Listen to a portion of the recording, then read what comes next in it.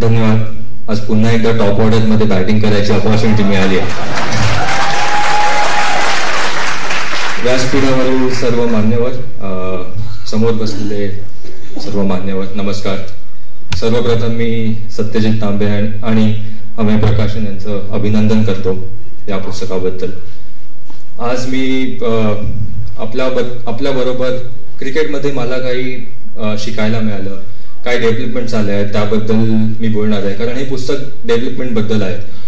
City development असो किंवा इतर क्षेत्रामध्ये झालेलं डेव्हलपमेंट असो किंवा अजून डेव्हलपमेंट कशा झाल्या पाहिजे याबद्दल आहे. जेव्हा क्रिकेटची सुरुवात झाली तेव्हा टफ विकेट नव्हत्या. मॅटिंग विकेटवर आम्ही मॅचेस खेळायचो. आमची प्रॅक्टिस मॅटिंग विकेटवर व्हायची. ग्राउंड फॅसिलिटीज चांगल्या उपलब्ध नव्हत्या. गेल्या 10-12 वर्षामध्ये BCCIने अनेक ठिकाणी अशा फॅसिलिटीज उपलब्ध करून दिल्या आहेत जेणेकरून खेळाडूंना खूप त्याचा फायदा झाला आहे. आपल्याला एक कॉम्पिटिशन बघायला मिळते.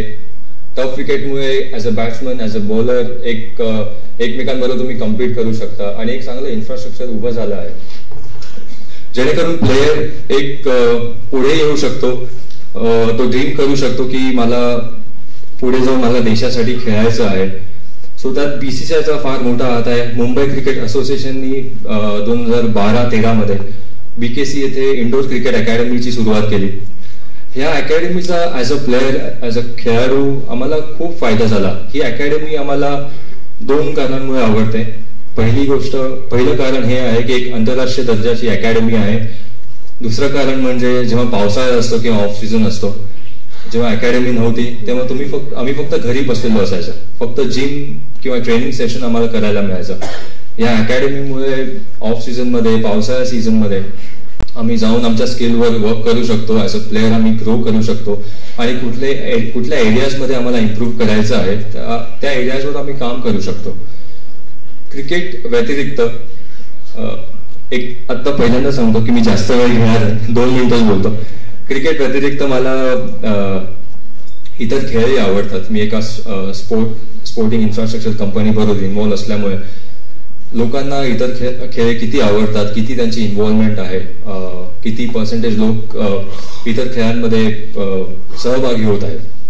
मुंबई, दिल्ली, इंदोर सारख्या शहरांमधनं जे ॲमेच्युअर प्लेयर्स आहेत किंवा ऑफिसला जाणारे जे लोक आहेत ते चांगल्या इन्फ्रास्ट्रक्चर आणि फॅसिलिटीजमुळे ऑनलाईन स्लॉट्स बुक करतायत आणि बॅडमिंटन झालं, टेबल टेनिस झालं किंवा फुटबॉल झाला, असे खेळ खेळायला बघतात.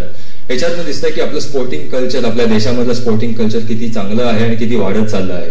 हेच जर बाकी क्षेत्रामध्ये होत गेलं आणि आय एम शुअर येणाऱ्या काळात बाकी क्षेत्रामध्येही आपला देश नक्कीच पुढे जाईल. शेवटी मला एकच सांगायचं आहे की खेळा व्यतिरिक्त मला शेतीची प्रचंड आवड आहे. आणि कारण शेतकरी फार्मिंग बॅकग्राऊंडमधनं, शेतकरी फॅमिलीमधनं आल्यामुळे एक शेतकरी कुठल्या प्रसंगातून जातो, त्यांची मेंटल स्थिती कशी असते हे मी जवळनं बघितलं आहे. त्यामुळे शेतकऱ्यांसाठीही आता फॅसिलिटीज खूप चांगल्या झाल्या आहेत आणि येणाऱ्या काळात आय एम शुअर अगेन या फॅसिलिटीज अजून चांगल्या होतील. लास्टली मला एकच सांगायचं आहे की प्रत्येक नागरिकाने एकच ज्यांच्याकडनं जे शक्य होईल डेव्हलपमेंट करण्यासाठी जे कुठलं क्षेत्र असेल त्याच्यात नक्की कॉन्ट्रीब्युशन करावं. माझ्याकडनं मी एकच सांगू इच्छितो की खेळ असू दे किंवा शेतकऱ्यांसाठी जे मला काही करता येईल ते मी नक्की मनापासून प्रयत्न करेन. कारण आपल्या सर्वांना शेवटी एकच हवं असतं की आपलं राष्ट्र आणि आपला देश हा नेहमी पुढे जावा. सो मी पुन्हा एकदा सत्यजित तांबे आणि अमेय प्रकाशन यांचे अभिनंदन करतो आणि माझे 2 शब्द संपवतो. जय हिंद, जय महाराष्ट्र.